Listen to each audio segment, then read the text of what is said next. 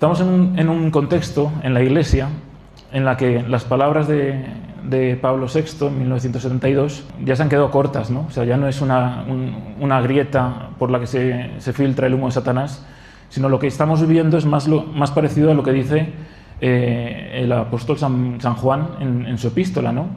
Vemos que hay verdaderos anticristos que han salido de nosotros, que no son de los nuestros, que han salido de la Iglesia, que están ocupando el vértice, los puntos y los puntos más altos de la jerarquía, y que como nos dice San Juan, son los que preparan el camino al anticristo. En la aparición de estos anticristos vemos, como dice también San Juan, que son los últimos tiempos. Si acudimos al catecismo, pues también encontramos respuestas. Concretamente, tenemos este punto que es valiosísimo, o sea, deberíamos sabérnoslo de memoria o acudir a él cada vez que podamos, que es el 675, que dice así: antes del advenimiento de Cristo, la Iglesia deberá pasar por una prueba final que sacudirá la fe de numerosos creyentes. La persecución que acompaña en su peregrinación sobre la tierra desvelará el misterio de iniquidad bajo la forma de una impostura religiosa que proporcionará a los hombres una solución aparente a sus problemas, mediante el precio de la apostasía de la verdad. La impostura religiosa suprema es la del anticristo, es decir, la de un pseudomesianismo en que el hombre se glorifica a sí mismo colocándose en el lugar de Dios y de su Mesías venido en la carne. He querido señalar dos expresiones que se usan en rojo, que es impostura religiosa. Vemos que son dos: una impostura religiosa, que es la que prepara el camino, y ese camino es llevar a las almas, a los fieles, a la apostasía. Una vez se ha preparado el camino, se da la segunda impostura, que es la impostura suprema, que es la del anticristo. Esto es lo que nos explica también San Pablo en 2 Tesalonicenses 2:3, cuando habla del catejón, que es eso que impide, que es a la vez una persona y algo, ¿no? Es género neutro, que impide que el misterio de iniquidad, que obra desde el principio de la Iglesia, pueda cumplir su misión de llevar a las almas a la apostasía y preparar el camino para el anticristo. Tenemos también a nuestra madre, ¿no? que ella, pues sobre todo desde los últimos 200 años o 300 años, nos avisa de lo que viene. Entonces es importante también conocer pues estos mensajes, meditarlos, llevarlos a la oración, ¿no? y contrastarlos con las cosas que estamos viendo en la Iglesia y en el mundo.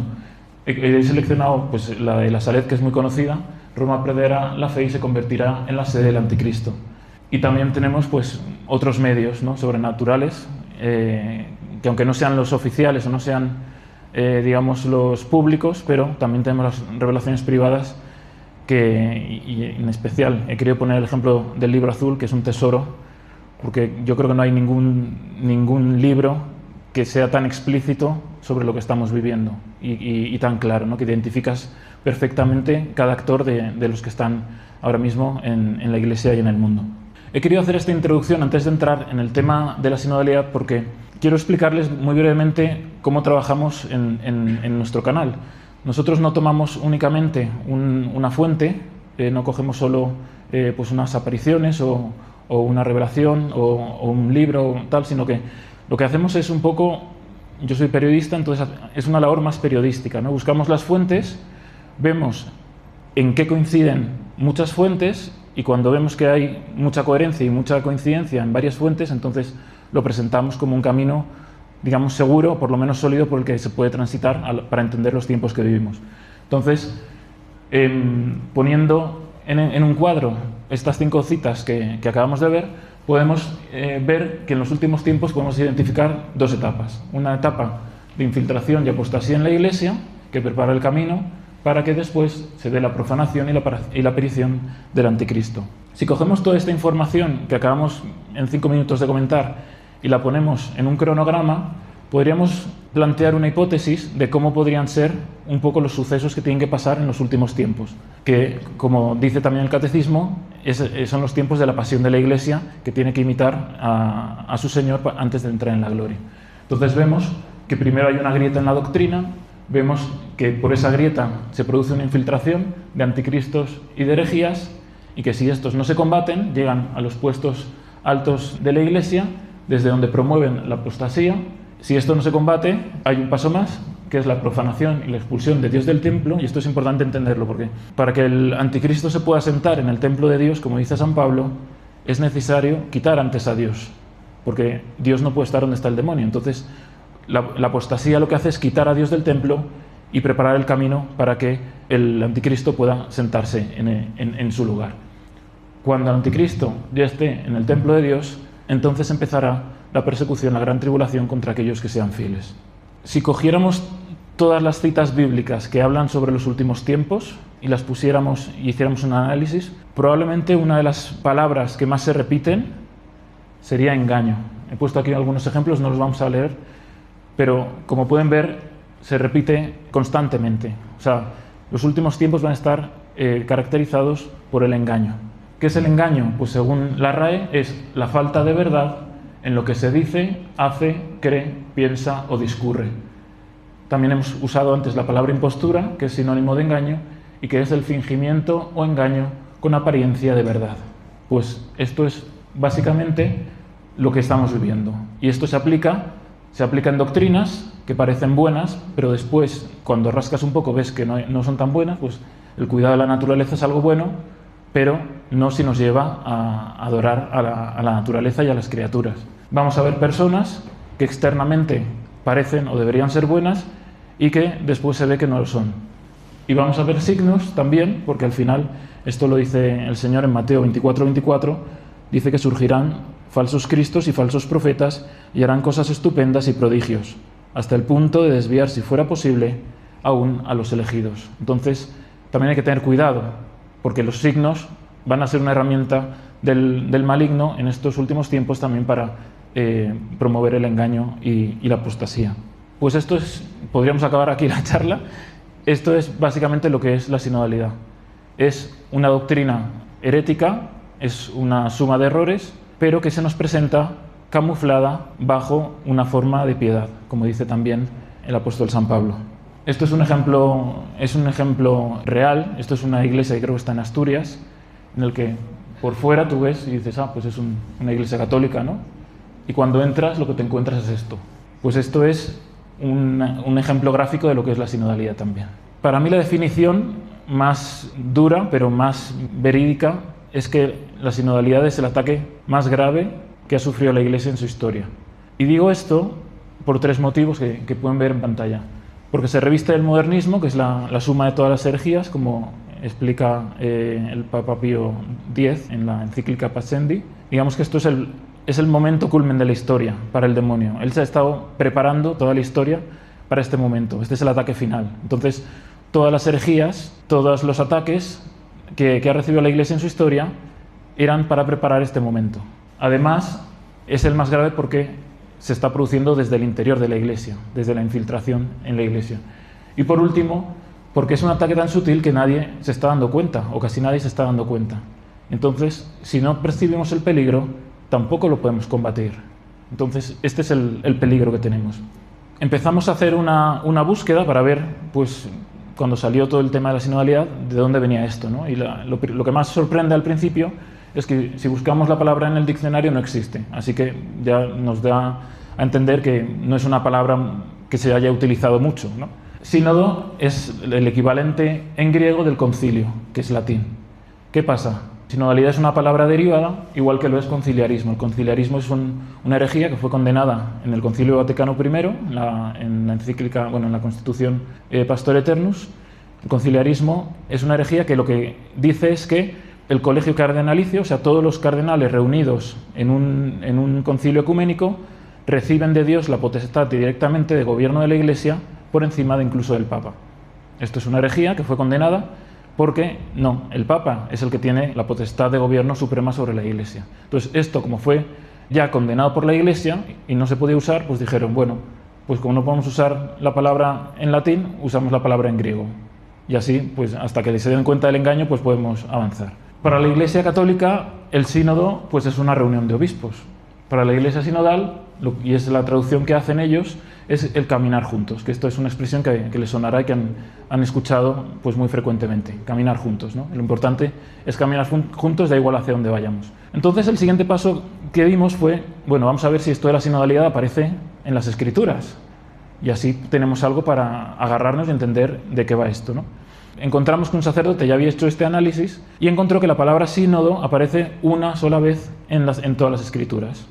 La palabra sínodo, ellos la traducen como caminar juntos, pero también tiene un sentido de caravana. Entonces, si nos vamos a Lucas 2:41, tenemos el pasaje en el que, después de celebrar la Pascua, la Sagrada Familia, con todos los que iban de Nazaret, salían en caravana de Jerusalén y de repente San José y la Virgen Santísima se ven que no está Jesús y se salen de esa caravana para buscarlo y acaban encontrándole, enseñando la verdad a los doctores en el templo de Jerusalén. Pues esto es un ejemplo que nos explica la actitud que tenemos que tener hacia la sinodalidad. Es un camino, sí, vamos todos juntos, ese es el logo que han utilizado, pero ahí no está Cristo. Y entonces tenemos que imitar a la Virgen y a San José para buscar dónde está Cristo, especialmente en estos tiempos. Entonces, seguimos en esta búsqueda y dijimos, bueno, veamos a ver cuáles son dentro de la Iglesia los antecedentes de este tema de la sinodalidad. Entonces, podemos fijar un origen, que no es exacto, pero el más cercano que hemos encontrado. Nos tenemos que remontar al final del Concilio Vaticano II, cuando Pablo VI establece el Sínodo de Obispos. El Sínodo de Obispos es básicamente una asamblea de obispos, es un órgano consultivo para el Papa, para ayudarle a tomar decisiones pastorales que puedan tener una aplicación universal en toda la Iglesia. Pero el Sínodo de Obispos, como he dicho, es algo consultivo, no puede ni suplantar la tarea o el papel que hacen pues ni el Papa, ni los obispos, ni los sacerdotes, porque son estamentos de institución divina, o sea, vienen directamente de Cristo, y eso no se puede cambiar en la Iglesia. Y tampoco lo que pueden hacer es enseñar doctrinas nuevas o cambiar lo que la Iglesia ha enseñado a través de su magisterio o lo que pertenece a la tradición de la Iglesia. Pues bueno, entre 1965 y 2013 se reúnen en 25 ocasiones los obispos y tratan pues, temas generales de la Iglesia, ¿no? Pues la familia, los sacramentos, la evangelización, el sacerdocio. En este periodo de tiempo, la palabra sinodalidad aparece únicamente en los documentos papales en 3 ocasiones. Y es en un contexto relativo a las iglesias católicas orientales, que sí que tienen esta forma de organización, o como algo propio de la Iglesia ortodoxa.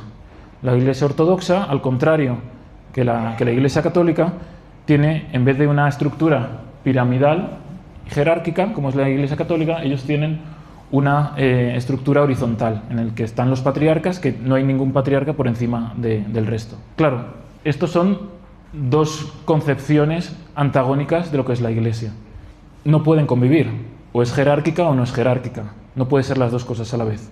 Entonces llegamos a el fatídico 11 de febrero de 2013, en el que se produce la renuncia de Benedicto XVI.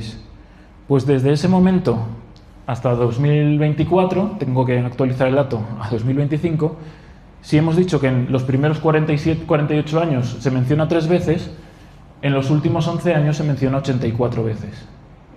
Y uno dice, ¿qué ha pasado aquí, no? ¿Cuándo podemos decir que se funda oficialmente la sinodalidad? Pues el 17 de octubre de 2015, coincidiendo con el 50 aniversario de la institución del Sínodo de los Obispos, que acabamos de comentar. La persona que dirigía la Iglesia hizo un discurso en el que nosotros lo hemos llamado el manifiesto sinodal, porque es como el punto de partida de algo, digamos, raro. Y vamos a ver algunas de las cosas que se dijeron. Nos dice que la Iglesia está para servir al mundo, para amar y servir al mundo en sus contradicciones. Esto ya nos suena raro. Y nos dicen que la sinodalidad es el camino que Dios espera para el tercer milenio, para la Iglesia. Yo me pregunto, ¿esto es una profecía?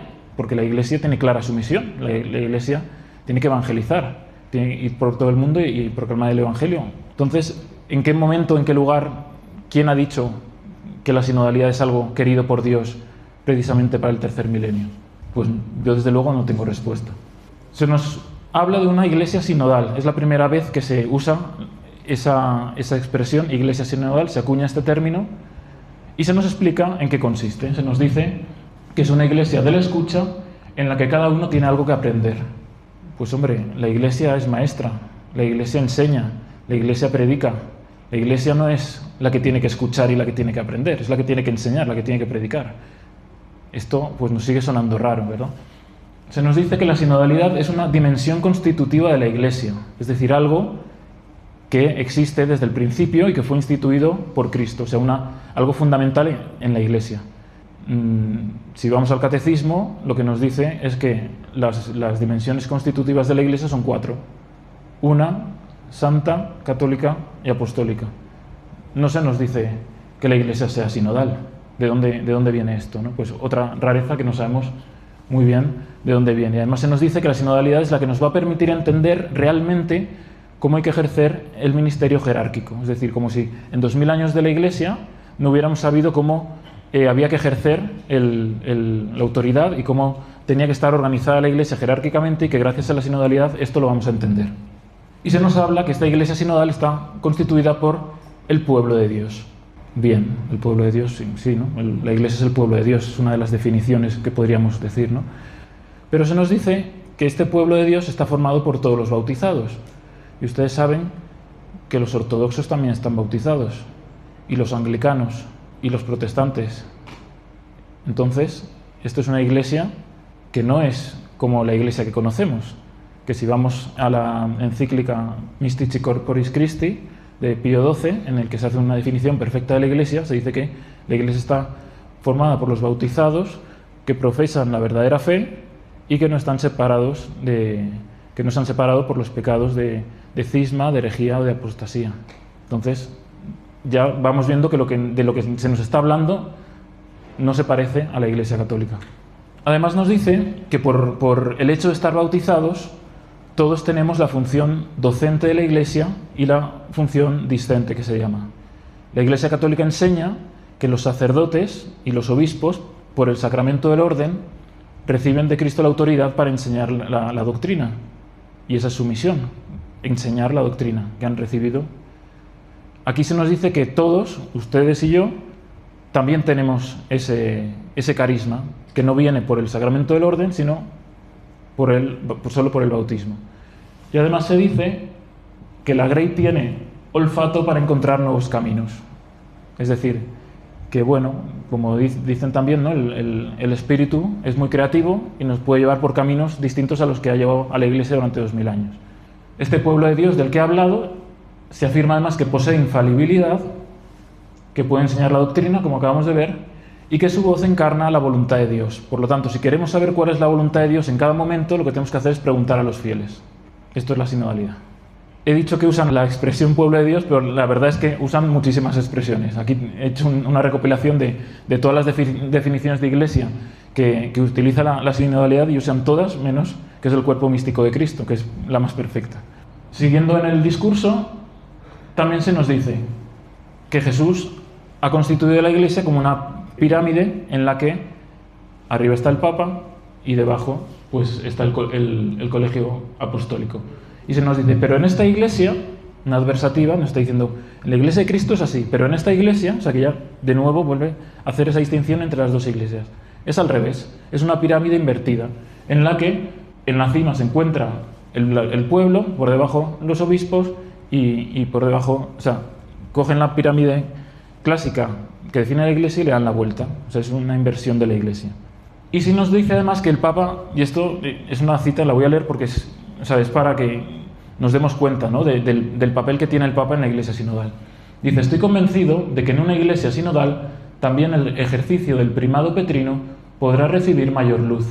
El Papa no está por sí mismo por encima de la Iglesia, sino dentro de ella como bautizado entre los bautizados y dentro del colegio episcopal como obispo entre los obispos. Y su función es presidir en la caridad a todas las iglesias. Vemos, si recuerdan el esquema que hemos visto entre la primacía petrina y la sinodalidad, que ya nos están introduciendo en esa dinámica. Y se habla explícitamente de que esta iglesia sinodal, que suena rara, que nos suena extraña, que nos suena algo diferente de la Iglesia católica, es una iglesia que hay que construir, hay que edificarla. O sea, no existe. Es algo que tenemos que comprometernos todos a construir y que tiene además implicaciones ecuménicas. Por lo tanto, a la hora de construirla hay que conocer también la opinión de las demás iglesias cristianas separadas. Y incide de nuevo en que un elemento que hay que revisar para que este encaje entre todas las iglesias cristianas y se logre la unidad es revisar la función del Papa. Si la Iglesia sinodal es ecuménica, no es solo ecuménica, es global. Su aspiración es llegar a todo el mundo, a todas las culturas, a todos los credos, a todas las religiones. Se nos dice que esta Iglesia tiene que redescubrir la dignidad de los pueblos y edificarse en la justicia y la fraternidad, fomentando un mundo más bello y más digno del hombre. Esto suena, lo voy a decir, suena masónico, directamente. Y luego veremos más ejemplos. Hasta aquí el discurso de la conmemoración del 50 aniversario del Sínodo de los Obispos.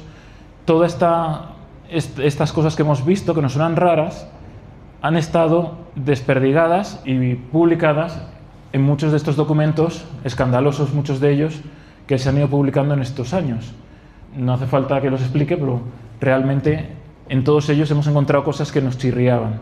Si, de nuevo, cogemos todo esto que he explicado y lo ponemos en una tabla, podemos ver de forma clara que la Iglesia sinodal no es la Iglesia católica, porque hay cosas fundamentales de la Iglesia católica que no son compatibles con lo que nos están diciendo que es la Iglesia sinodal. Y voy a poner un ejemplo. La revelación, ¿qué es? Es algo fundamental en la Iglesia porque es, para la fe, porque la revelación es lo que Dios ha comunicado al hombre de sí mismo y todas aquellas verdades que nos ayudan a la salvación. La revelación es custodiada por la Iglesia, se inició con Adán y Eva y termina con la muerte última de los apóstoles. Esto es lo que dice la Iglesia católica. ¿Qué dice la Iglesia sinodal?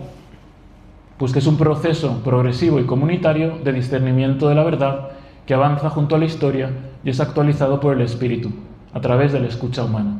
No es exclusivo de la Iglesia católica, como hemos visto, también los protestantes participan de ello y también los que no tienen la fe cristiana, porque estas otras religiones también tienen porciones de verdad. Entonces, si hay una porción de verdad, pues tenemos que comunicarnos con ellos para que ellos nos transmitan su parte de verdad y nosotros la nuestra.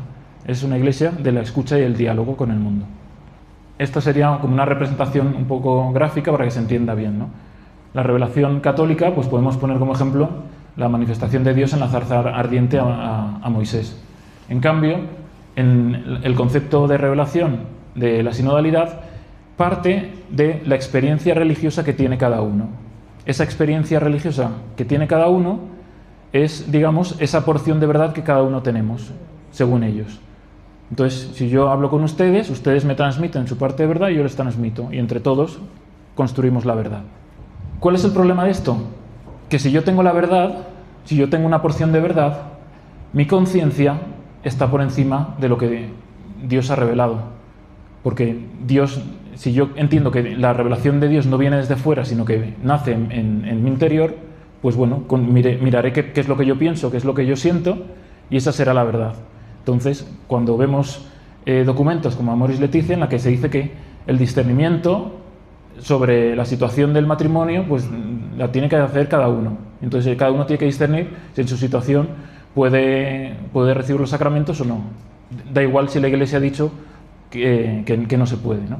Y hay otros aspectos fundamentales de la fe, pues concretamente pues la fe, la verdad, la Iglesia, la Eucaristía, en la que vemos este engaño también, porque ellos usan la palabra católica y cuando ellos hablan de Eucaristía, de la verdad, pensamos que están hablando de lo que nosotros los católicos entendemos por estos términos. Pero cuando entramos y profundizamos en lo que quieren decir, pues vemos que hay muchas diferencias y que están contaminadas de modernismo. Voy a poner un ejemplo. La Iglesia católica dice que la verdad es objetiva porque ha sido comunicada públicamente por Dios. El modernismo dice que la verdad es subjetiva igual que la fe. Por lo tanto, todas las religiones son auténticas y verdaderas. Y la Iglesia sinodal dice, la verdad evoluciona según la sociedad y se conoce cuando todos los bautizados dialogan y ponen en común su opinión. Esto es grave porque quiere decir que lo que era verdad para la sociedad del siglo XV no tiene por qué ser la verdad para la sociedad actual. Entonces, si queremos saber qué es la verdad realmente, pues nos reunimos todos y decimos cada uno lo que piensa y con esa suma de opiniones construimos la verdad que se aplica en nuestro tiempo. De nuevo, lo que vemos es que la sinodalidad no es compatible ni con lo que dicen las Sagradas Escrituras, ni con lo que dice la doctrina, ni lo que dice el magisterio, ni tampoco con la historia de la Iglesia. Todo esto que he explicado hasta ahora en la Iglesia Católica tiene un nombre que nos cuesta decir, que nos cuesta aplicar. Dice el Código de Derecho Canónico: se llama herejía a la negación pertinaz, después de recibido el bautismo, de una verdad que ha de creerse con fe divina y católica, o la duda pertinaz sobre la misma. Aquí no hemos visto un aspecto en el que no coincida o choque con la doctrina católica. Hemos visto muchos ejemplos. O sea, no podemos estar hablando de una herejía simplemente, ¿no? Y además dice el apóstol Santiago que si uno guarda toda la ley pero tropieza en un solo mandamiento, se ha hecho reo de todos. Es lo mismo que explica Santo Tomás: el hereje que niega un solo artículo no tiene fe respecto a los demás, sino que solamente tiene opinión que depende de su propia voluntad.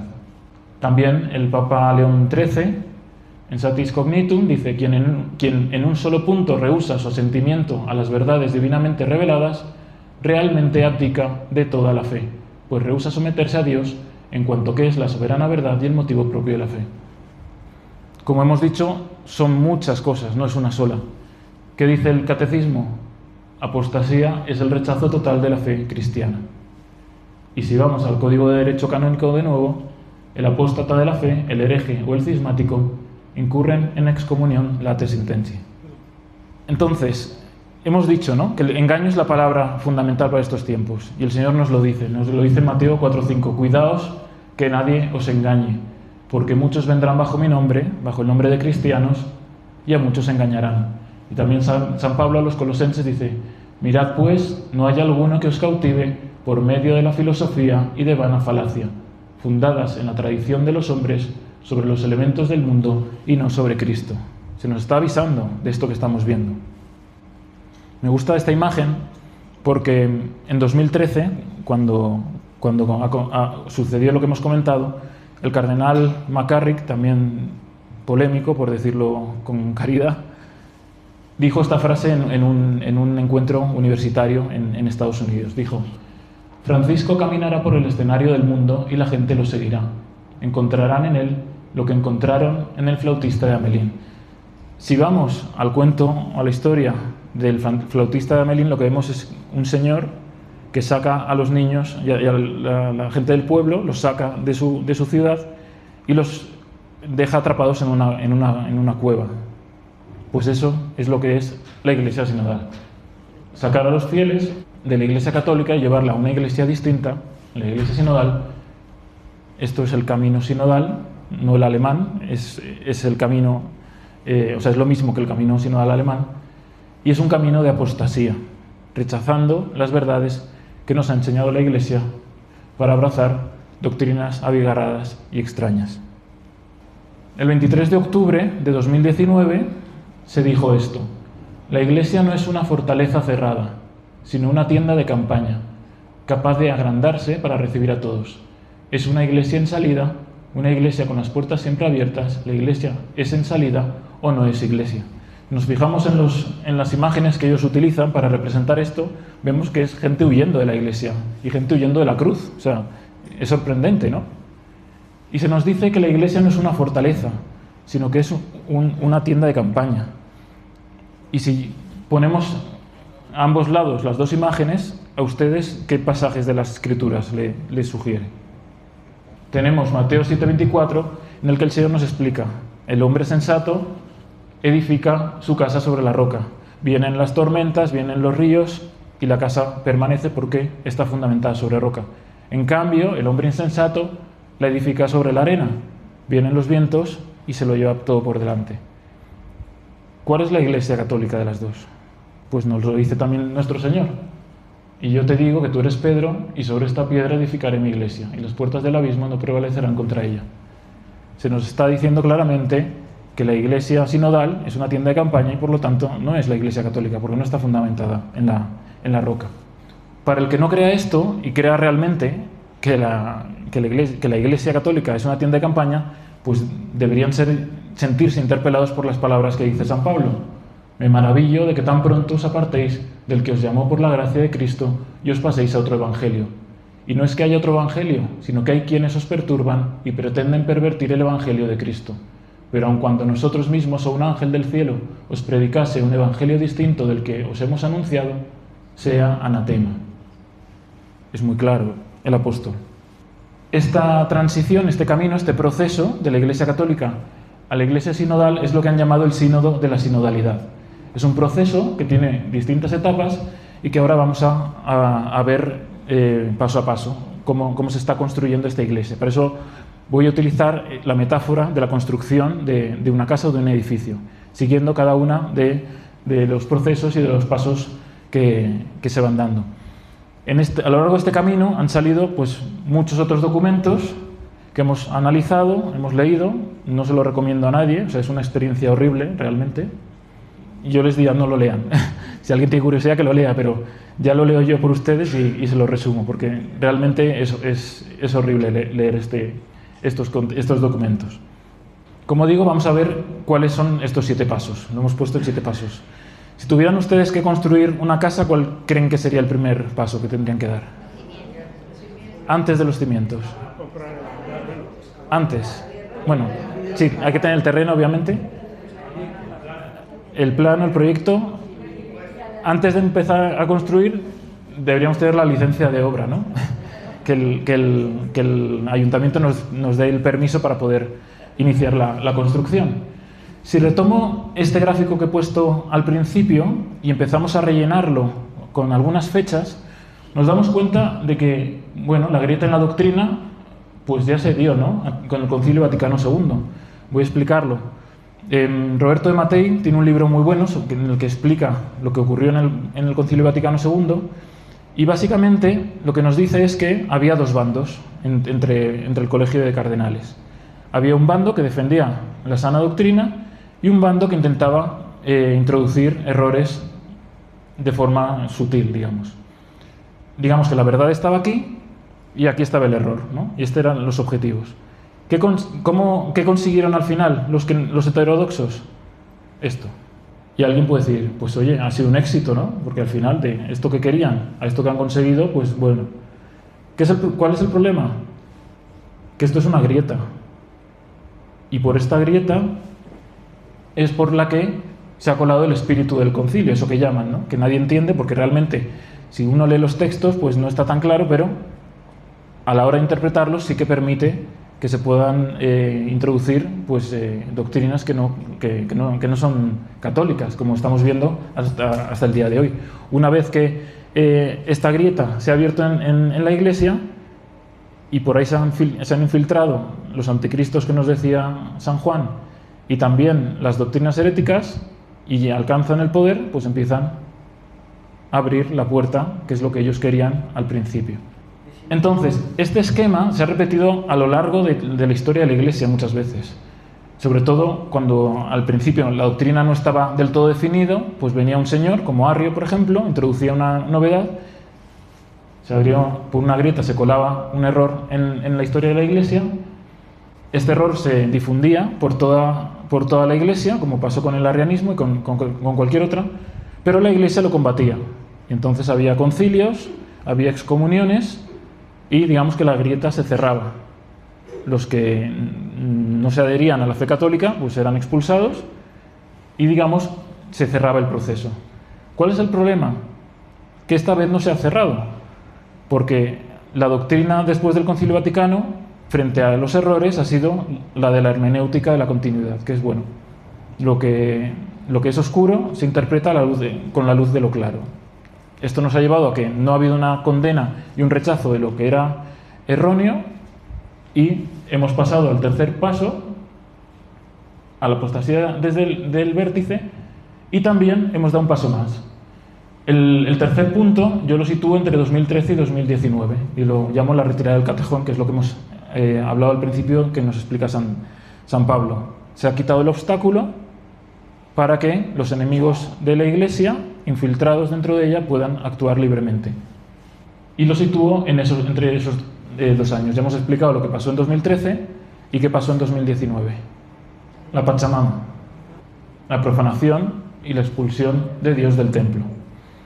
Esto, es muy grave, para mí es lo más grave que ha pasado en la historia de la Iglesia. Y son palabras mayores, porque no fue solo las imágenes que hemos visto todos, ¿no? Pues del jardín, la plantación del árbol, cuando se introdujo en la Basílica de San Pedro, todas estas imágenes que ya vemos, sino que esto se fue repitiendo durante un mes en el Vaticano. Un mes, cada día había un rito de estos en la iglesia de Santa María Transpontina. Cuando terminó el sínodo de la Amazonía, estos ritos se llevaron por parroquias y por iglesias de todo el mundo. Como digo, para mí este es el pecado más grave que se ha cometido, o lo más grave que se ha hecho en la historia de la Iglesia. Y este acto tiene consecuencias. Nosotros hemos ido a las Escrituras para ver qué pasaba cuando había idolatría en el pueblo de Israel. ¿Qué dice San Pablo? ¿Qué dice el Señor? ¿Qué dice el Apocalipsis sobre la idolatría? Hemos ido al becerro de oro, a la idolatría de Salomón, a los macabeos, y hemos ido extrayendo lo que también en la historia de la Iglesia, en los primeros cristianos, ustedes saben que se obligaba a los cristianos a jurar de la fe y a rendir culto, a echar incienso a los ídolos. ¿Qué pasó con estos primeros cristianos? Pues que los que se mantuvieron firmes o fueron asesinados, fueron martirizados, o fueron confesores, es decir, que pues igual les cortaron una mano o les arrancaron los ojos y tuvieron que seguir viviendo toda su vida mutilados. Y hubo un tercer grupo, que eran los que se llaman los lapsi. Los lapsi fueron personas que, por miedo, por la presión, por lo que fuera, terminaron cayendo en la idolatría. Ellos no querían, pero por miedo, por inducción externa, terminaron cayendo. ¿Qué pasó? Que cuando las persecuciones cesaron, pues claro, estos que habían abjurado querían volver a la Iglesia. Y tenemos a los que habían dado su vida y a los que estaban mutilados y habían sufrido en su cuerpo ya esto. Y entonces, claro, es en plan, yo estaba dispuesto a dar la vida. No puede ser mi situación la misma que la tuya. Hubo muchas controversias, porque unos decían que el que había caído en la idolatría ya no podía volver a la Iglesia. Había otros que decían que sí. Y al final lo que se hizo fue pues que obviamente podían volver, porque las puertas de la Iglesia nunca están cerradas para nadie, pero tenían que hacer un largo camino de penitencia, de arrepentimiento, antes de poder volver a la Iglesia. Algunos no se les dejó entrar hasta el momento de la muerte. Entonces, si estos primeros cristianos vivieron todo esto, incluso los que cayeron en la idolatría lo hicieron por miedo, no puede ser que alguien que no lo hace sin ninguna coacción no tenga ninguna consecuencia. Entonces, como digo, hemos buscado estas consecuencias y están aquí enlistadas. Dice Santo Tomás que la idolatría es el pecado más grave. Dicen las Escrituras, Sabiduría 13 y Romanos 1:20, que es un pecado inexcusable. O sea, no podemos decir, yo es que no sabía, no. Otra de las consecuencias es la excomunión y el cisma, como hemos visto, para los primeros cristianos que caían en la idolatría, eran excomulgados y quedaban separados de la verdadera Iglesia. Por lo tanto, si ya hemos visto que estas dos iglesias, la Iglesia sinodal y la Iglesia católica, son dos iglesias distintas, este acto de idolatría de la Pachamama lo que hizo fue terminar de romper el vínculo que pudiera haber entre ellas. Aparte, la Basílica de San Pedro fue profanada. ¿Qué pasa cuando se profana un templo? Pues podemos ir al Código de Derecho Canónico, que dice: los lugares sagrados quedan violados cuando con escándalo de los fieles se cometen en ellos actos gravemente injuriosos que revisten tal gravedad y son tan contrarios a la santidad del lugar que en ellos no se puede ejercer el culto hasta que se repare la injuria por un rito penitencial a tenor de los libros litúrgicos. Lo de la Pachamama no se ha reparado. Ya han pasado ya 7 años. No se ha reparado. Y ahí se sigue celebrando la Santa Misa. Esto es grave. Pero parece que nadie reclama que se haga un acto de reparación. Si mañana, como vemos muchas veces, ¿no? Pues se profana una capilla, alguien entra por la noche y roba el sagrario, ¿qué se hace? Se hace un acto de reparación y no lo hace el párroco, lo hace el obispo. Toda la diócesis repara por ese mal cometido. ¿Qué pasa si lo que se profana es la Santa Sede? Pues que toda la Iglesia debería reparar por este pecado y no se ha hecho. Como hemos leído en el Código de Derecho Canónico, deberían cesar los ritos hasta que esto fuera reparado. Y además, Otra de las consecuencias es que se inician los castigos. ¿Por qué Dios envía castigos? Precisamente para que hagamos ese proceso de reparación y de arrepentimiento y volvamos a Él. No es para fastidiarnos o porque quiera nuestro mal. Son como toques que nos da. Oye, si te separas de mí, esto es lo que te va a pasar. Y en medio de este contexto hay también dos citas que nos tienen que interpelar y que debemos llevar a la oración. La primera es esta, es del profeta Elías.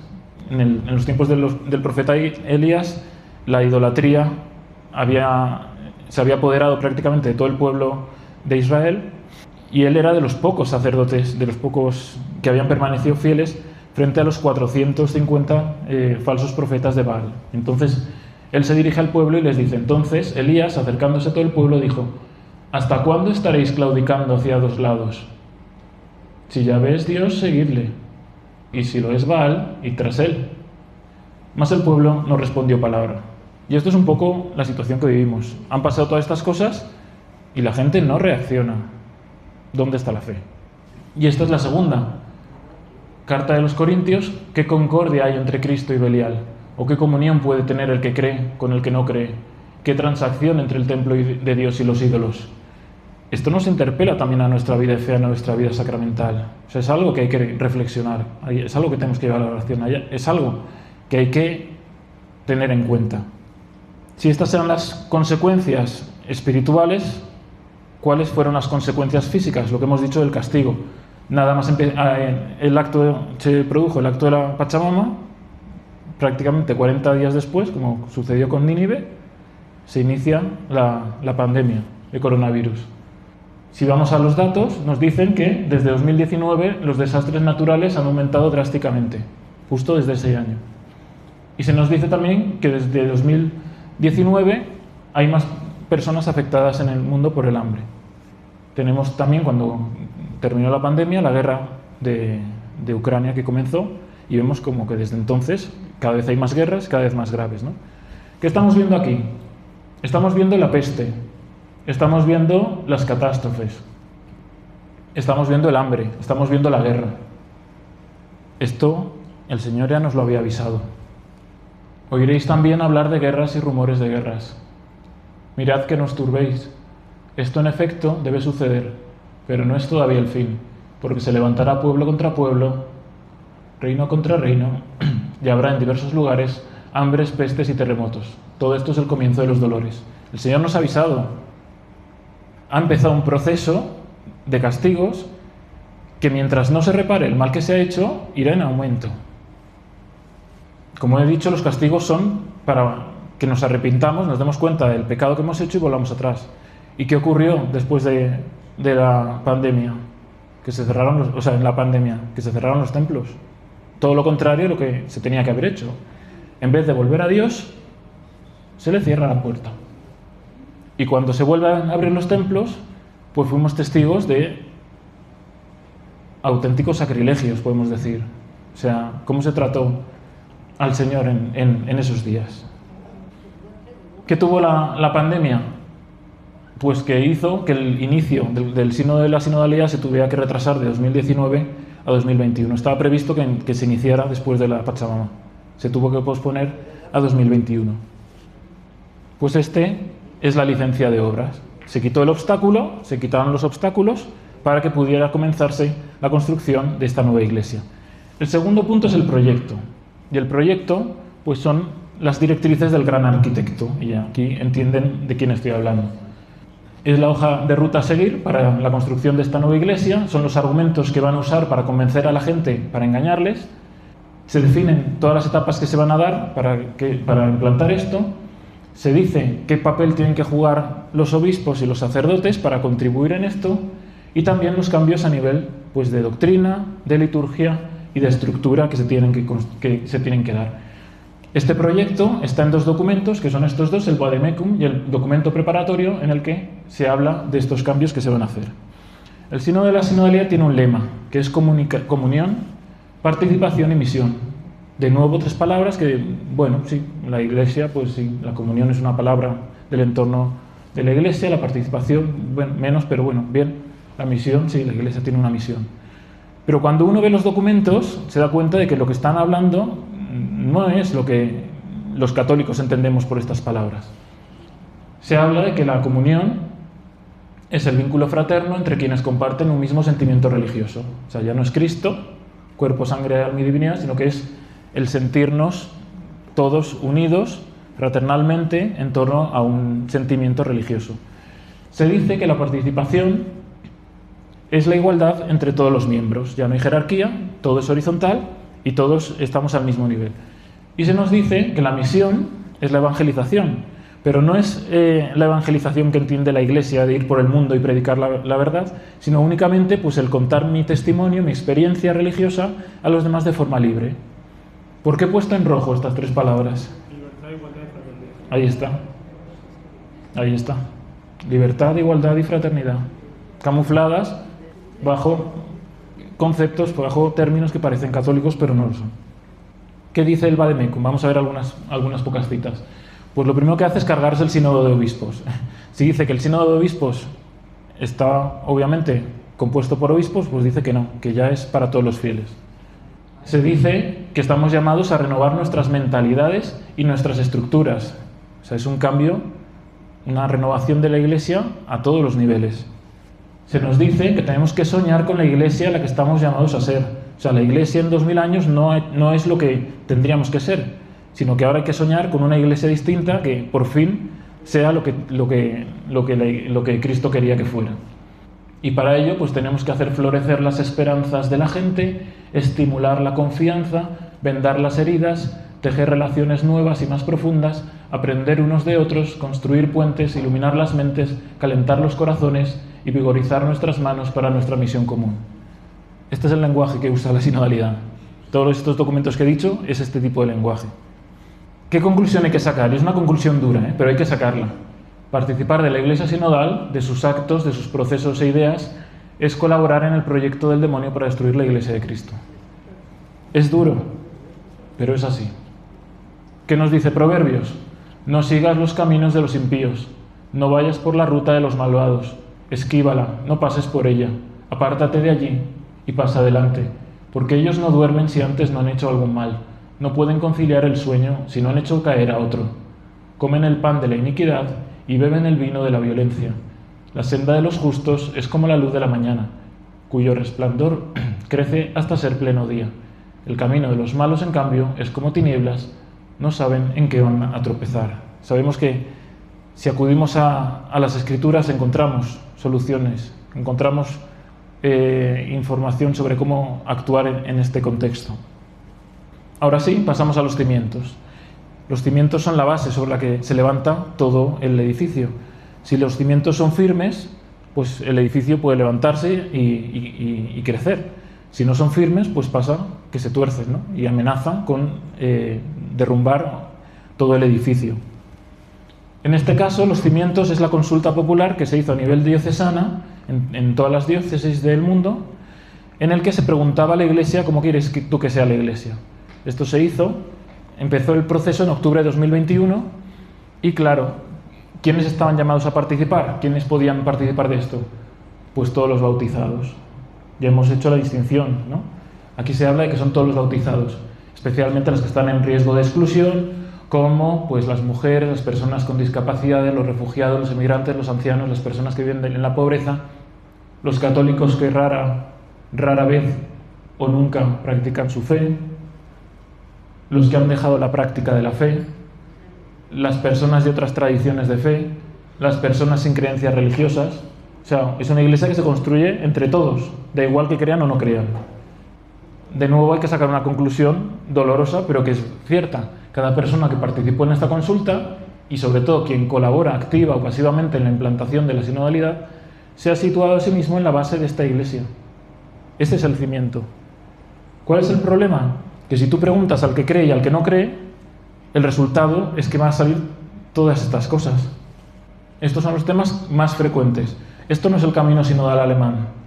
Estas son las conclusiones que salieron de la diócesis de Valladolid, de Zaragoza, de Madrid, de Córdoba. O sea, este es lo que quiere la gente, se supone, la gente, que sea la iglesia.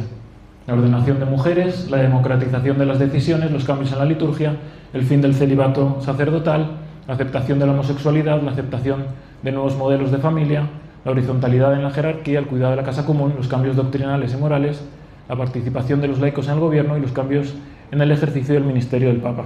Una iglesia a la carta, una iglesia en la que cada uno haga lo que quiera. Pasemos al cuarto nivel.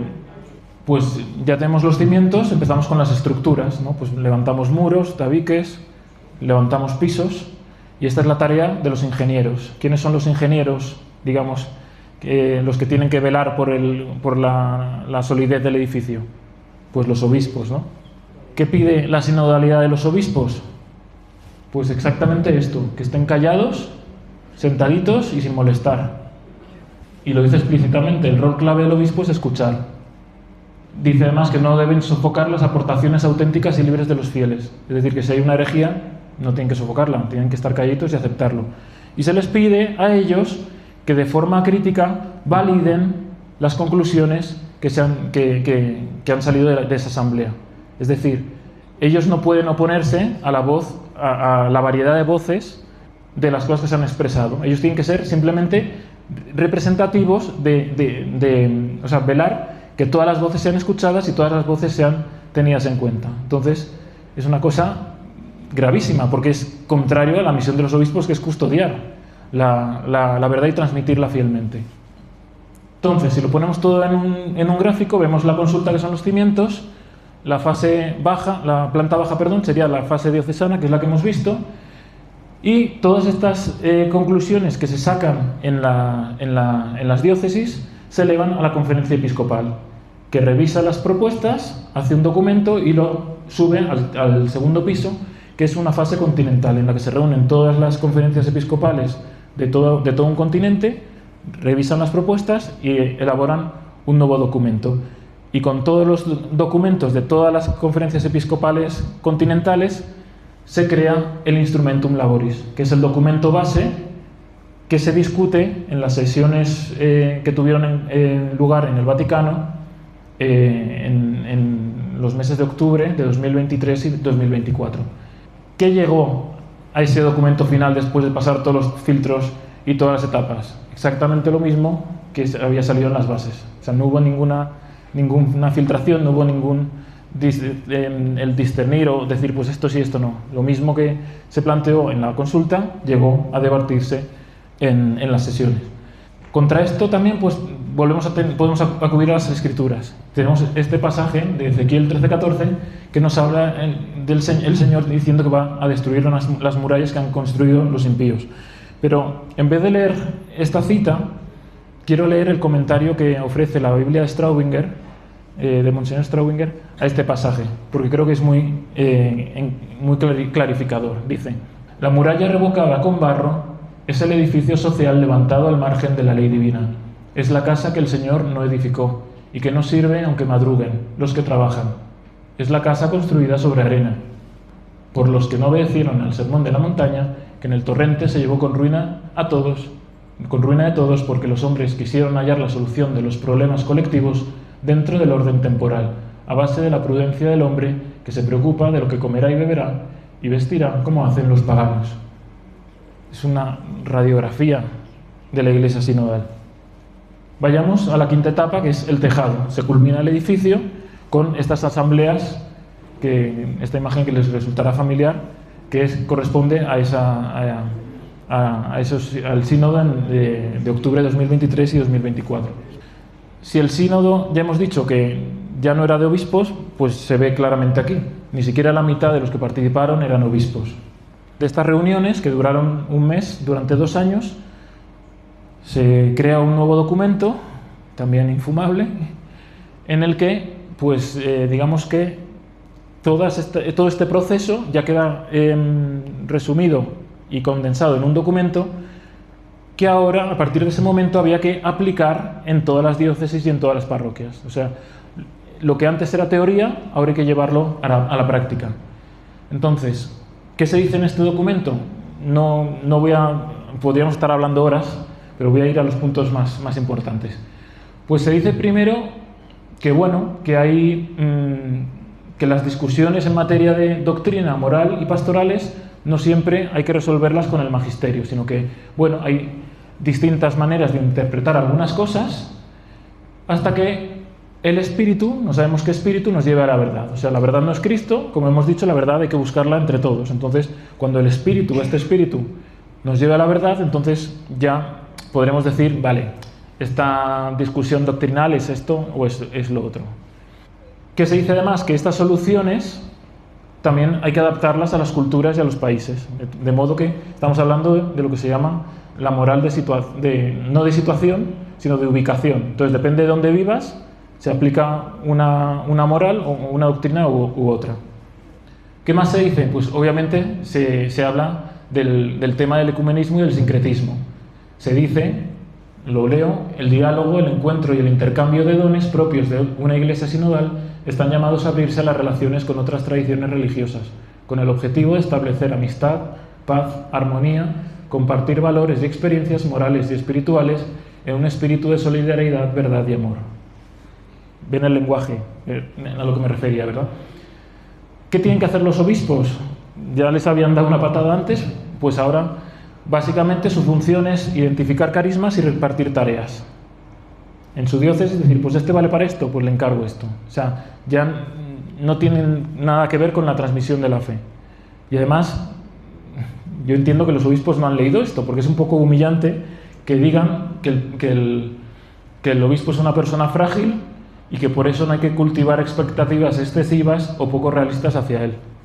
O sea, es un desprecio absoluto, sino que su ministerio, tiene que estar basado en el pueblo de Dios. Tienen que apoyarse en ellos, porque sin el pueblo de Dios no pueden hacer bien su misión. Es decir, la gracia del orden sacramental no actúa. Actúa que el pueblo te ayude a cumplir tu misión. Y aparte se dice que el pueblo de Dios tiene que tener voz y voto en la elección de los obispos. Más cosas. Hemos hablado antes, en el discurso de 2015, que se hablaba del papado. Pues aquí se vuelve a retomar. La reflexión sobre el ejercicio del ministerio petrino en clave sinodal debe realizarse en la perspectiva de la sana descentralización. Esto es para promover el impulso ecuménico, la necesidad de encontrar una forma de ejercicio del primado que se abra a una situación nueva es un desafío fundamental tanto para una iglesia sinodal misionera como para la unidad de los cristianos. Es decir, el Papa molesta.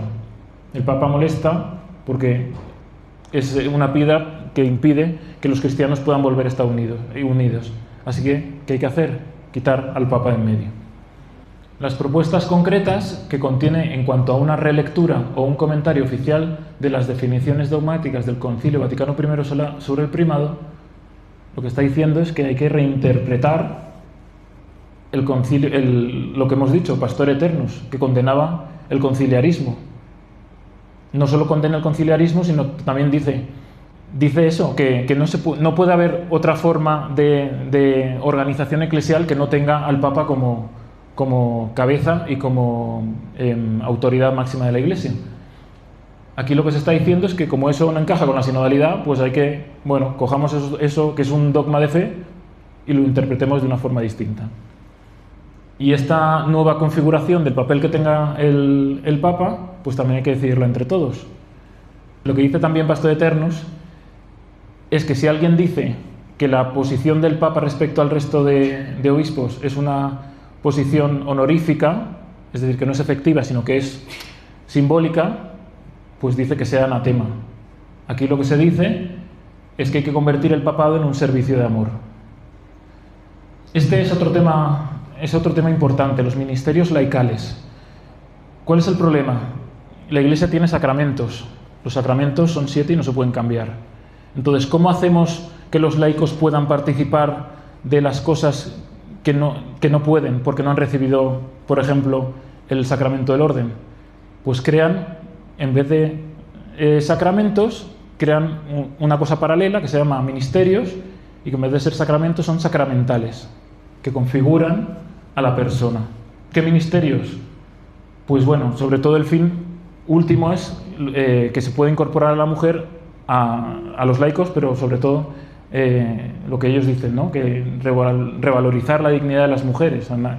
el Señor, con el ejemplo de Santa María Magdalena, revaloriza a la mujer más que lo que ha hecho en ninguna otra religión o ninguna otra política en el mundo, ¿no? Y esto es importante porque dicen que esta necesidad de que las mujeres asuman roles de liderazgo pues viene del Espíritu Santo. De nuevo, no sabemos dónde o cuándo lo ha dicho, pero como lo ha dicho el Espíritu Santo, pues es algo que no se puede detener, o sea, hay que seguir adelante con ello.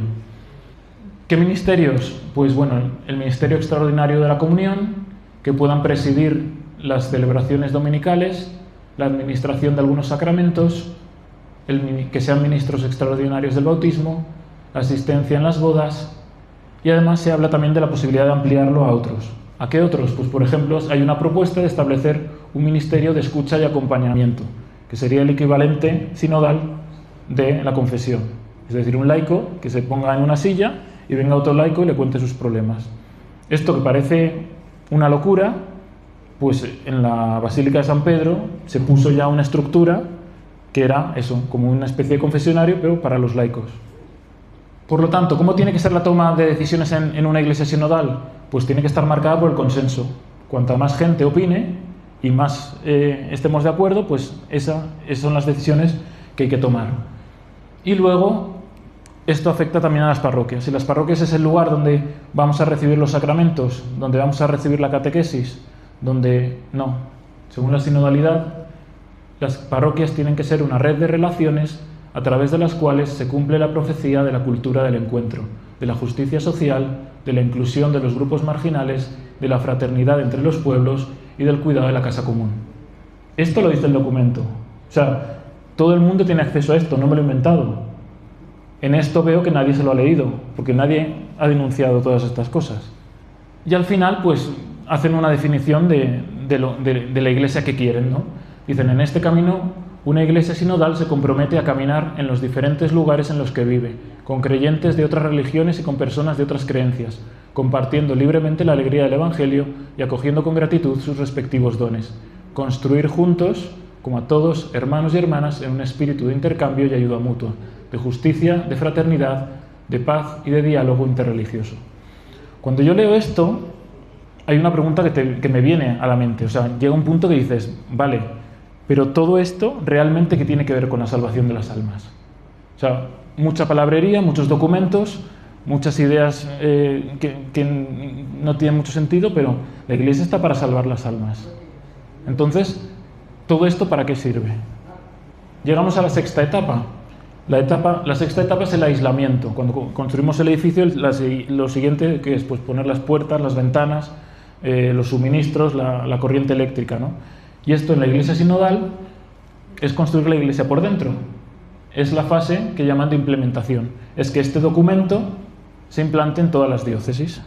¿Cuál es el objetivo? Tienen dos objetivos. La primera, que los que ya estén dentro cada vez se acostumbren a estas rarezas, a estos errores, a estas herejías, y cada día estén más cómodos.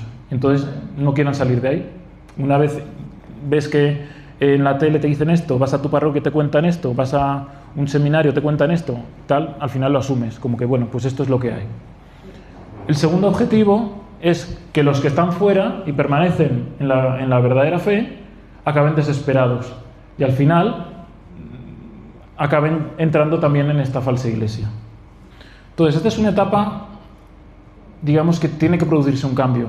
Si al principio, para la construcción, la estructura, hacía falta un liderazgo rígido, férreo, duro, para esta etapa, que es más de sugerir, de convencer, de engañar, hace falta un estilo distinto. Entonces, como vimos el año pasado, el jefe de obra fue sustituido y hemos pasado de un lobo a un leoncito. Podríamos pensar, y un primer momento en el que todo el mundo se planteó qué pasará ahora con la sinodalidad. Pues desde el momento en el que él salió al balcón nos despejó la duda. Queremos ser una iglesia sinodal. Pues ya está claro. Seguimos en la construcción, sigue adelante. 6 meses después, en el jubileo de los equipos sinodales, dice: ser iglesia sinodal significa reconocer que la verdad no se posee, sino que se busca juntos. Comprometámonos a construir una iglesia totalmente sinodal, totalmente ministerial, totalmente atraída por Cristo y por lo tanto dedicada al servicio del mundo. Aparte, después de este documento final que hemos dicho, se hicieron 12 comisiones sinodales que ahora, en estos primeros meses del año, están publicando sus conclusiones, en los que, claro, hay temas que son difíciles de encajar a la fuerza. Entonces lo que están haciendo es seguir investigando para ver de qué forma pueden hacer que estos temas que ven aquí, pues el grito de los pobres y la tierra, la participación de las mujeres, la homosexualidad, que la han metido dentro de una comisión que se llama Cuestiones Doctrinales Emergentes, el ecumenismo, la formación sacerdotal, porque claro, si es una nueva iglesia, no sirve la formación que reciben en los seminarios los sacerdotes, los futuros sacerdotes. Hay que instruirles en la sinodalidad para que promuevan ellos también esto. Y el que más miedo me da, la liturgia en perspectiva sinodal. Vienen cambios litúrgicos. El camino sinodal no termina aquí, sino que ahora estamos en un periodo de 2 años en los que todo esto se va a implantar en las diócesis. En 2027 empezará otra vez el mismo proceso que hemos visto. Se empezará a hacer un proceso de evaluación del camino recorrido a nivel diocesano, a nivel de Conferencia Episcopal Nacional, a nivel de Conferencia Episcopal Continental, y en 2028 habrá lo que llaman una asamblea eclesial en el Vaticano. Yo creo que esto va a ser, no lo van a llamar así, pero va a ser el Concilio Vaticano III. Solo que no van a participar cardenales y obispos, sino que van a participar pues todos los que defienden todo esto. Pues ya está construido el edificio. Cuando se desarrolle esta asamblea eclesial, pues ya estará todo hecho. Entonces, pues habrá que inaugurarlo, ¿no? ¿Qué es la inauguración? Pues el momento en el que esta iglesia ya se haya construido y pueda tomar posesión de ella el que hemos dicho al principio. Si volvemos al esquema, pues la inauguración será pues cuando el anticristo aparezca, se siente en el templo de Dios profanado, convertido en iglesia sinodal, y se inicie la persecución de los fieles.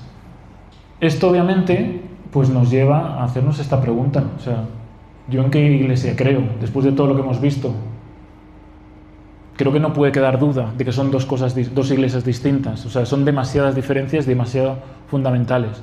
Entonces, esto nos tiene que llevar a acudir a la oración, a tener un discernimiento y a actuar en consecuencia en base a nuestra fe. Lo hemos dicho al principio, confusión es la palabra, engaño es la palabra. Y nos tiene que ayudar también, de nuevo, acudimos a las Escrituras para que nos ayuden también a saber qué tenemos que hacer. Si vamos a Efesios 5:5, dice: porque tened bien entendido que ningún fornicario, impuro o avaro, que es lo mismo que idólatra, tiene parte en el reino de Cristo y de Dios. Nadie os engañe con vanas palabras, pues por estas cosas descarga la ira de Dios sobre los hijos de la desobediencia.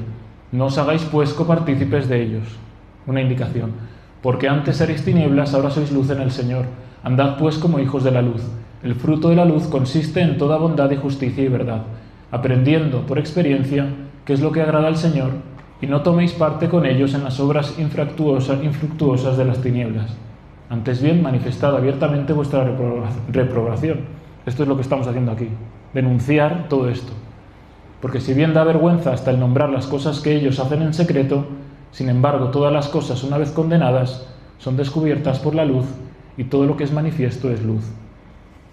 Si esto no queda suficientemente claro, hay una cita más que está en el Apocalipsis y que es todavía más clara. Salid de ella, pueblo mío, para no ser solidario de sus pecados y no participar en sus plagas.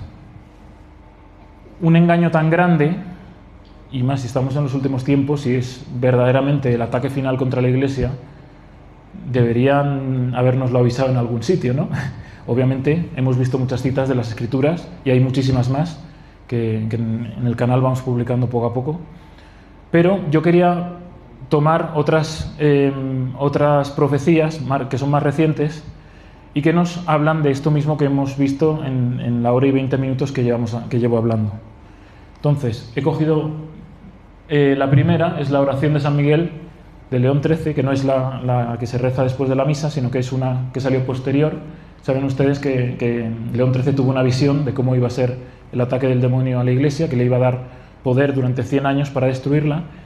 Y en mayo de 1890 se publicó este texto, que es parte de una oración más larga.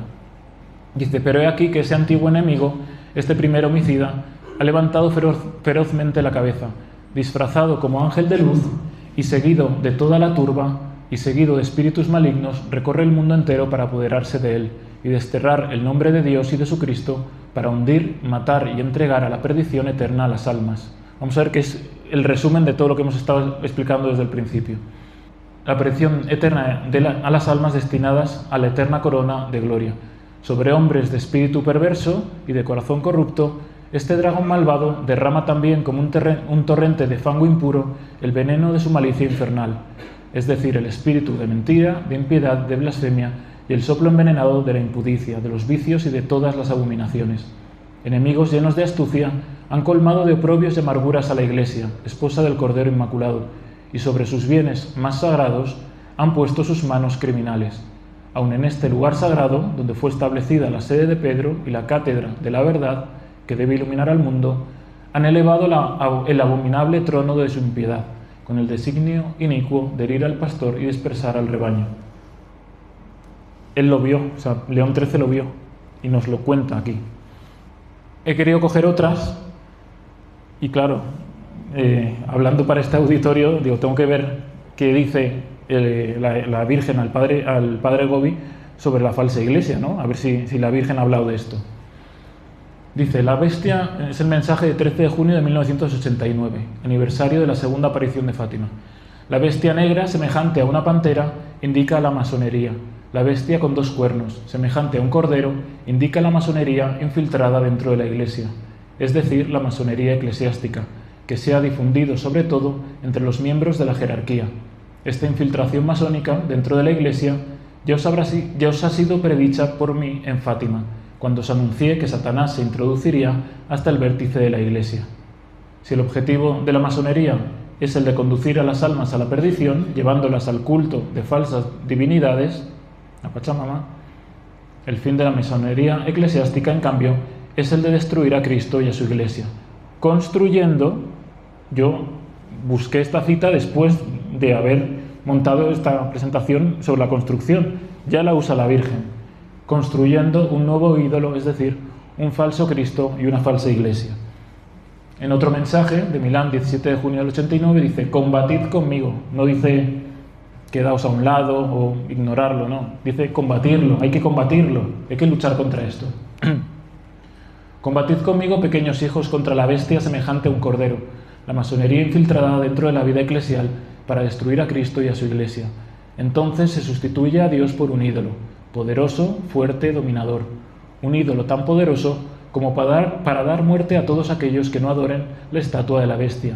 Este gran ídolo, construido para ser adorado y servido por todos, como ya os he revelado en el mensaje precedente, es un falso Cristo y una falsa Iglesia. Y pongo una más: un falso Cristo y una falsa Iglesia. Por lo tanto, la estatua construida en honor de la primera bestia para ser adorada por todos los hombres de la tierra y que marcará con su sello a todos aquellos que quieran comprar o vender es la del anticristo. Habréis llegado así al vértice de la purificación, de la gran tribulación y de la apostasía. La apostasía será entonces generalizada porque casi todos seguirán al falso Cristo y a la falsa Iglesia. Entonces será abierta la puerta para la aparición del hombre o de la persona misma del anticristo.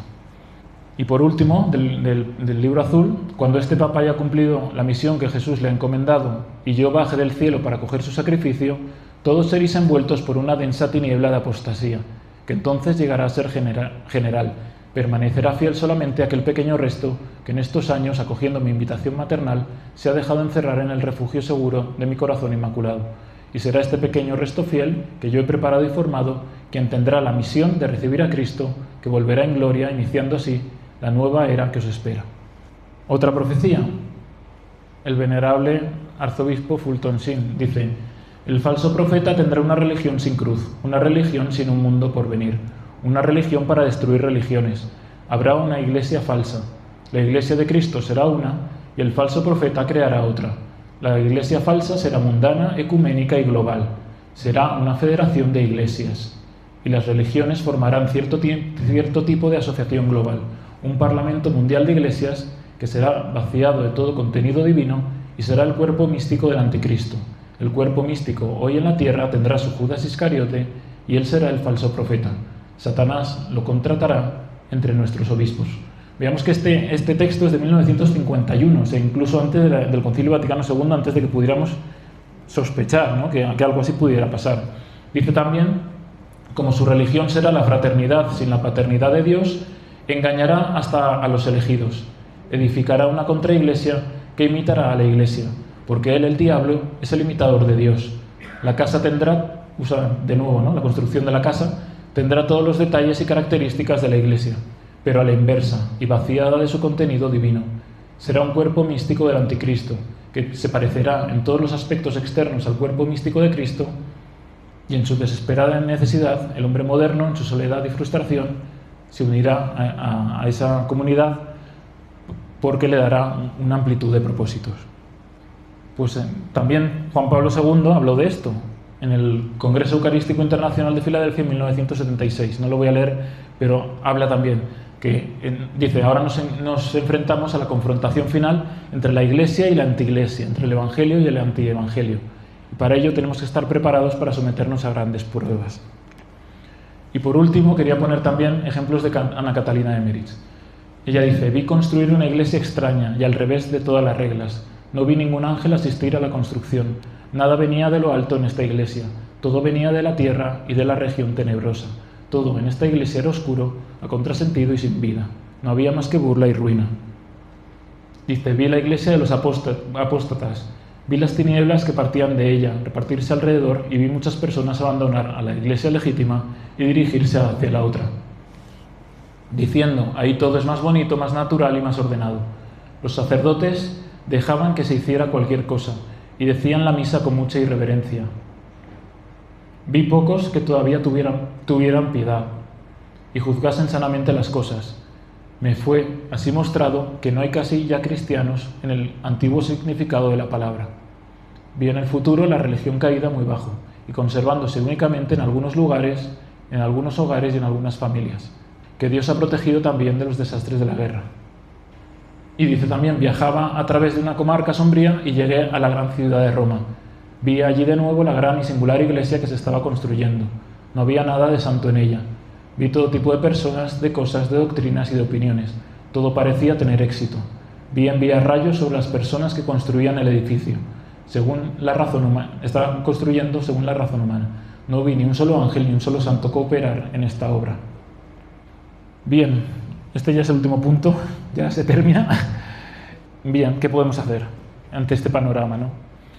Pues básicamente hay tres cosas que son fundamentales, que nos ha dicho la Virgen, es que tenemos que conocer las Escrituras, precisamente porque ahí, como hemos visto, hay muchos ejemplos en los que se nos dice que tenemos que hacer. Entonces, si no acudimos a las Escrituras, va a ser muy difícil que tengamos esa luz, ¿no?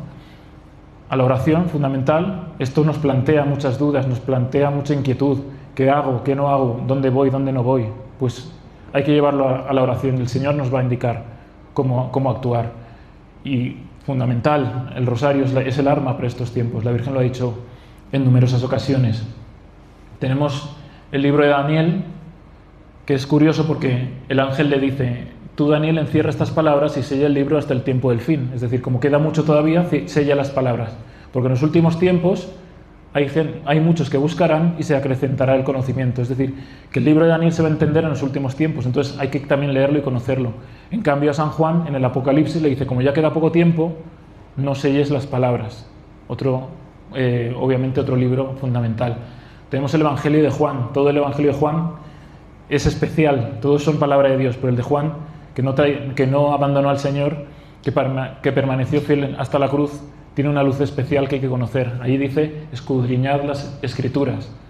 Y, como dice el Señor en Mateo, hay que discernir las señales de los tiempos. Hay que ver qué está pasando en el mundo y acudir a las Escrituras para entenderlas, ¿no?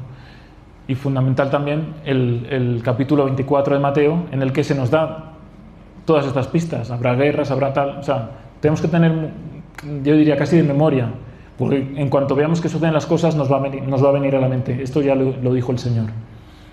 Esto ya es un consejo personal. Para mí ha sido un descubrimiento, porque a veces podemos pensar que, bueno, la revelación terminó, como enseña la Iglesia, con la muerte del último de los apóstoles, que fue San Juan, ¿no? Entonces podemos pensar que, bueno, entre la muerte de San Juan y los últimos tiempos hay como un hueco, ¿no? Y como, bueno, ¿qué tenemos que hacer en este tiempo? Pues tirar de lo que había antes hasta que llegue el Apocalipsis y entonces ver el Apocalipsis. Pero esto no es así. La Biblia es perfecta incluso en esto. Entonces, si queremos saber qué hay que hacer o qué va a pasar antes del Apocalipsis, hay que ir a los libros que están justo antes del Apocalipsis, que son las epístolas, están ahí marcadas en rojo, de Santiago, de Pedro, de Juan y de Judas. O sea, para mí ha sido un descubrimiento. Esto es como una cápsula del tiempo. Ustedes saben que una cápsula del tiempo es esto que a veces se hace de vez en cuando, que se coge una caja, se meten objetos, distintos objetos de nuestra época y un mensaje, se entierra para que dentro de 100, 200 años las personas lo desentierren, las que vivan entonces, y descubran cómo se vivía en nuestra época. Pues esto es algo así. Estos son cartas que estos apóstoles escribieron para nosotros, para los que vivamos en los últimos tiempos. Y cuando ustedes las lean, van a ver que es un diagnóstico perfecto de lo que estamos viviendo. Nos van a decir dónde están los peligros, los falsos pastores. Nos van a decir cómo tenemos que actuar, que permanezcamos firmes en la fe. Y también nos van a dar ánimos. Que en estos momentos y en momentos posteriores nos va a hacer mucha falta, saber a quién acudir. Dice, por ejemplo, San Pedro: sed sobrios y estad en vela. Vuestro adversario, el diablo, ronda como un león rugiente, buscando a quien devorar. Resistidle firmes en la fe. Y por último, esto ya es lo último, es muy importante también acudir a los santos. Los santos son los que ya han vencido.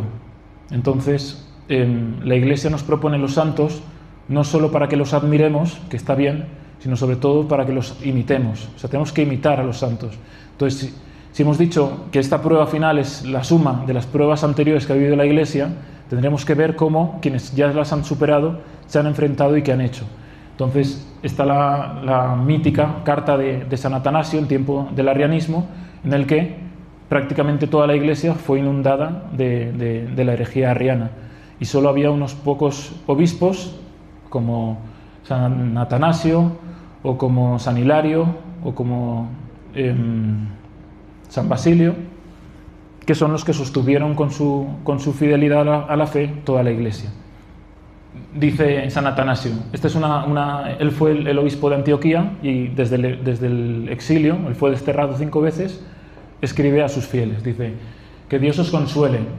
He sabido que no solo esto os entristece, mi exilio, sino sobre todo el hecho de que los arrianos, se han apoderado de los templos por la violencia. Y entre tanto vosotros habéis sido expulsados de estos lugares. Ellos entonces tienen los templos, vosotros en verdad tenéis la fe apostólica. Y se plantea, discutamos, ¿qué es más importante, el templo o la fe? Pues está claro que es más importante la verdadera fe. Por tanto, ¿quién ha perdido más? ¿Quién posee más? ¿El que retiene un lugar o el que retiene la fe? El lugar ciertamente es bueno cuando allí se predique la fe apostólica. Es santo si allí habita el santo. Y les da unas palabras de consuelo a sus fieles. Tenemos el ejemplo de San Basilio, que nos describe una situación que puede ser también muy parecida a la que estamos viviendo. Dice: sobre todo eso ríen los incrédulos, vacilan los débiles en la fe misma es dudosa, la ignorancia se derrama sobre las almas, pues imitan la verdad los que mancillan la palabra divina con su malicia. Y es que las bocas de los piadosos guardan silencio, y anda suelta toda lengua blasfema. Lo santo está profanado, la parte sana de la gente huyen de los lugares de oración como de escuelas de impiedad y marchan a los desiertos para levantar allí entre gemidos y lágrimas las manos al Señor del cielo. Como he dicho, hay que conocer lo que han hecho los santos, sobre todo también porque puede haber, y sabemos que puede llegar, un momento en el que la apostasía avance tanto en el que no sea fácil recibir los sacramentos. Conforme este proceso avance, cada vez más sacerdotes, más obispos abandonarán la verdadera fe. Y entonces, si vemos lo que han hecho los santos, pues podremos encontrar también un consuelo y un sostén. Tenemos en España el caso de San Hermenegildo. Para evitar la apariencia misma de la convivencia con el arrianismo, San Hermenegildo renunció el día de Pascua a recibir la comunión de manos arrianas y, obligado en la misma cárcel a renegar de su fe católica, eligió el martirio y fue asesinado por Sisberto en la cárcel. Este es un caso que justo lo descubrí preparando esta presentación, que es de los mártires y cristianos ocultos en Japón. Es una historia impresionante. En 1865, unos misioneros abrieron la primera iglesia católica en Japón después de 240 años de persecución. De repente, espontáneamente acudieron unos japoneses, cristianos escondidos, que habían mantenido la fe en secreto durante 2 siglos y medio, sin sacerdotes, sin Eucaristía, sin confesarse y sin Biblias. O sea, increíble. Y el tercer ejemplo, que es el último, quería también traer el de los mártires de la Vendée y el santo cura de Ars. Dice: la Revolución Francesa hacía estragos persiguiendo y matando a sacerdotes. La familia del futuro cura de Ars albergaba y escondía en su casa a cuantos sacerdotes podía, y así el niño fue testigo y asistió a misas celebradas en forma oculta y secreta, muchas veces en la noche, para evitar la persecución y la muerte. Su familia además tenía y guardaba secretamente elementos para el culto católico. Juan María hizo su primera comunión en 1799 en una misa celebrada en forma oculta y secreta junto con otros 16 niños. Pues eso, el último consejo, si me lo permiten, es, bueno, dice el punto 677 del Catecismo que la Iglesia tiene que pasar lo mismo que pasó el Señor. Tiene que seguir a su Señor en su muerte y en su resurrección.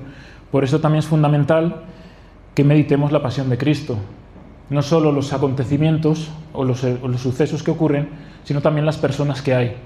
Que nos pongamos en la piel de San Pedro, de la Virgen, de San Juan, de Judas.